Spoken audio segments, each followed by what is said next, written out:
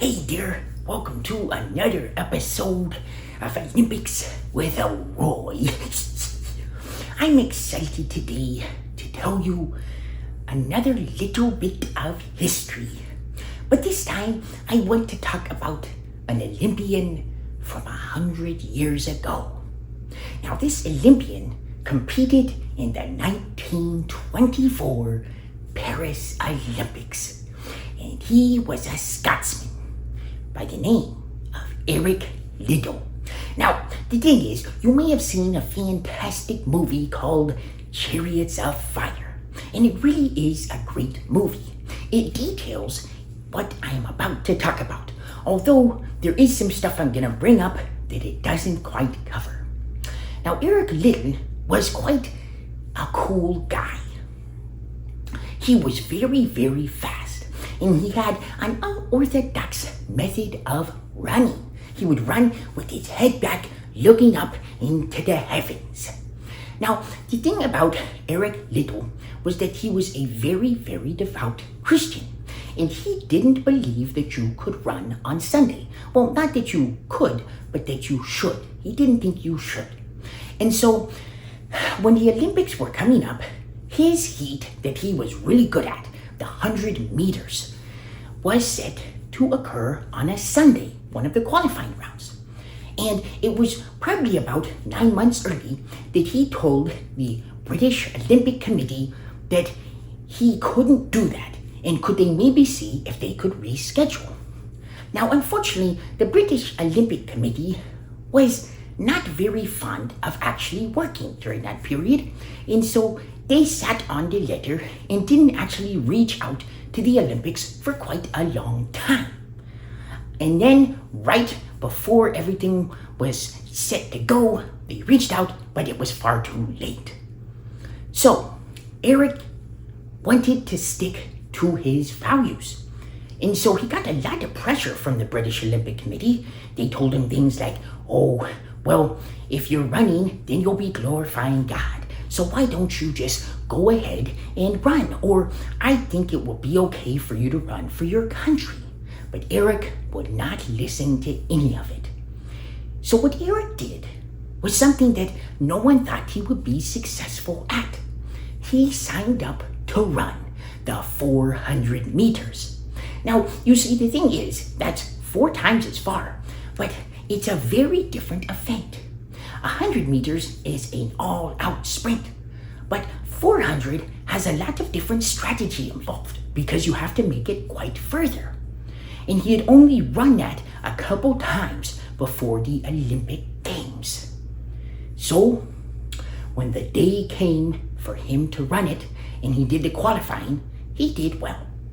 But when the day came to run, he did superb, and he took home the gold medal. Now, what's important to note is that throughout this whole time, newspapers have been writing things calling him a traitor and saying different things like that that were quite mean, all because he wanted to stand by his moral convictions. But he was able to win the 400 meters, which is, as I said, very impressive because he had not trained as much for it as for the 100. Of course, his countryman, Harold Abrams, was able to win the 100 meters that Eric did not run. Now, you see, the thing is, Chariots of Fire ends right there. But I would say that as cool as it is that Eric took a stand and he didn't run on a Sunday, there's something much cooler in his life and something that should cause you to respect him even more. You see, Eric had a heart for the people of China. His parents were missionaries, and he had decided from the time that he was quite young that he wanted to be a missionary as well. And so, after the Olympics, very soon after, he left for China. Now, when he was there, people would ask whenever news or anything would see him, they would say, Eric, are you going to compete in the 1928? And he said, no, I don't know how it could really work if I was to go back. And so that Olympics passed, And what was quite interesting is around that time, a German man came, another person who he had competed with in the Olympics. And this guy was set to compete, and Eric beat him. And actually, it is very likely that if Eric was to compete in the 1928 Olympics or the 1932, that he could have won based on the times that the people were putting up and that he was capable of running. But he forewent all of that. And instead, he wanted to stay and serve the people of China. But you know, the story is even more than that. When the Japanese invaded China, with all the Manchurian incident and so on that kicked off right before World War II, he stayed. It continued to get more and more dangerous, and eventually he had to send his wife and children away. Now, during this time, he was there for the people when they needed help. And one story is quite amazing, where there was this man who had been hurt, and he was in a temple, and he was dying. And the people came and they told Eric about it. And he went all the way to the temple, and he picked up this man who was Chinese, and he put him in a cart.